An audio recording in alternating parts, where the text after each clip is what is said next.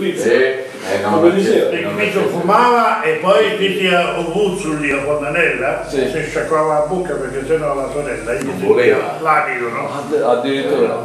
Ma ce ne fu anche uno però che si trovò le tenaglie, quelle per il fuoco, che si ritrovò in mezzo al giardino. Che gli dette una burucchiata a rodo e le buttò via. No, c'era con farmacista, con farmacista non glielo d'accordo. Apposta quando però non è che gli buttò via le tenaglie, gli chiacchierava perché il farmacista non ti segnava nemmeno 10 lire se rimanevi in debito con la medicina.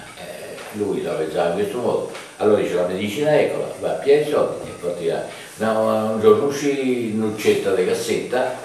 Quella dei... Ah, il questo incazzato tantissimo. No, diceva, qua mi vuole, dammi un po' 20 lire che il dottore non mi dà la medicina.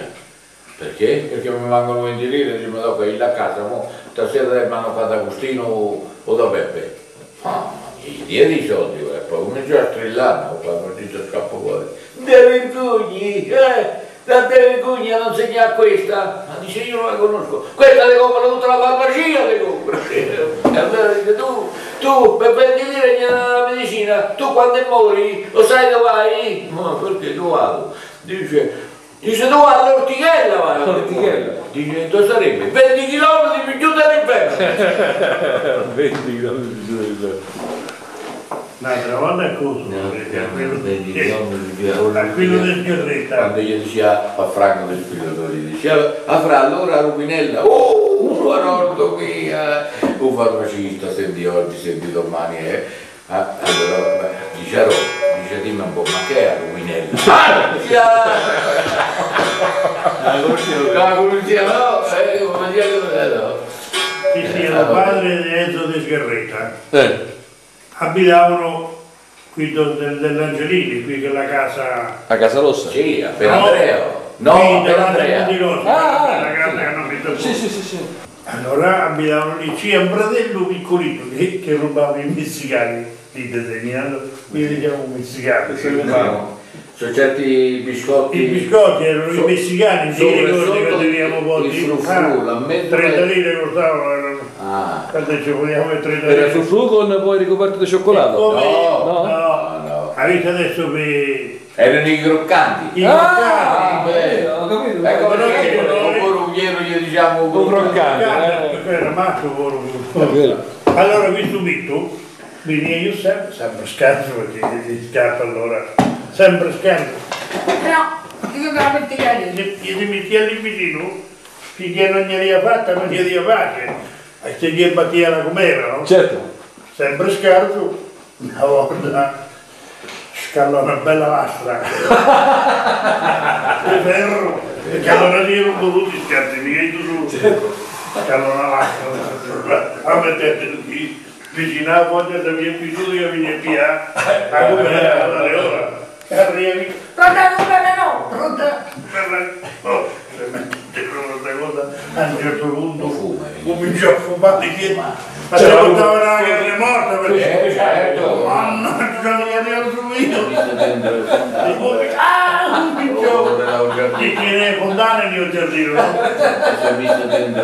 dentro le fontane a bullo con i piedi Mannaggia miseria. però erano tra Arotto Voratello erano bestiali per fare scherzi. Sì. Ma che si fa tutto a uno della Mursicchia. Io ce lo porto io una valla dei cicali. Dei cicali. Via per scherzo. Questo l'hanno detto tutti, adesso sono morti. Ma gli dissero a uno della Mursicchia, dice che il farmacista cercava i cicali. Ma quelle di punta però sono più rare, gli serve per fare la medicina. Qui tu state degli appoggi a male, quindi io voglio alla farmacia, dice porto quella roba dottore.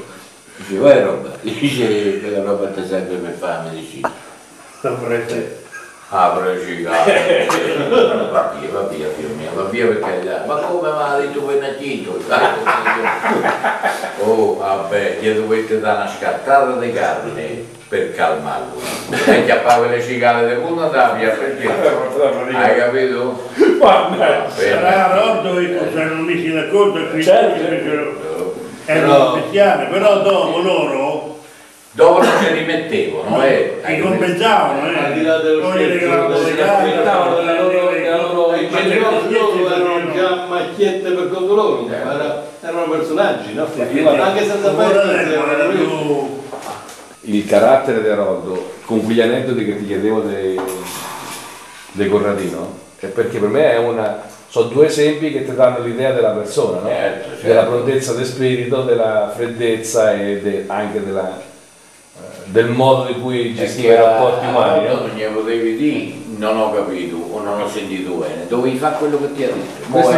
Anche te che qualsiasi cosa. Allora quando a Corrado gli disse gli diede 500 lire, gli disse va piana renga, costavano 100 lire l'una. Corrado su de Marietta ne compro 5, no? Certo. Va su la cucina, rotto con queste 5 ringhe di sopra. Chi ti ha detto, mi ha detto di comprare ringhe, sì? Cosa c'è tutte? Una sa mangiare rotto e 4 Corrado, una volta per poco si muore di sede. Mamma mia, gli cicchi d'acqua portava su, mamma mia, per morire, hai capito?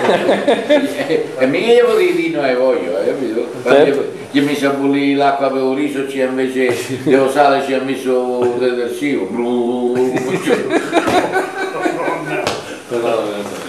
Capita con borbollire capita allora. Oh, scusa. Però era tutto cuore.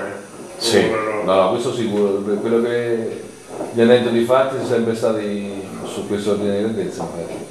Una volta a Spoleto mi comprò un panino, ma che gli ha mangiato un altro, dove l'ho prosciutto lì dei bellini, così grosso. Insomma, tra se San Spoleto, venivo io con un cozzetto di reisolo e io ancora bello Con croccante io mi sono marordo, Sì? Certo, perché veniva sotto vuoto, io vai, il biscotto. Ma quale sopra ti piace? Mi dice, i croccanti. Allora quando veniva su, dice, che ti piacciono a te? I croccanti, chi è quella come io? Gli dava 20 lire, 25 lire. Allora in poi gli andrò croccante. Sì. Quella volta in cui ha posto tu il cambio, poi lavoro che ho detto ora. Scappa a scuola, si è messo a tirarsi i marroni. Capiamo la scuola e facciamo anche noi, la strada qua sopra, davanti a dopo. stava messa di fuori, di stirare, ma cominciamo a scherzare i marroni così. A Vesa stava di là, stava. Sia della Mulino. No, non ci si per niente a Vesa. Chi era giù? Io sotto andiamo a siccome. Sì, lì Passo il cambio un croccante per via qua e sulle marroni lui ha posato. Ora non si è sempre in quegli scalini. Vedete sto posto sotto il cambio dopo. Era passato per me.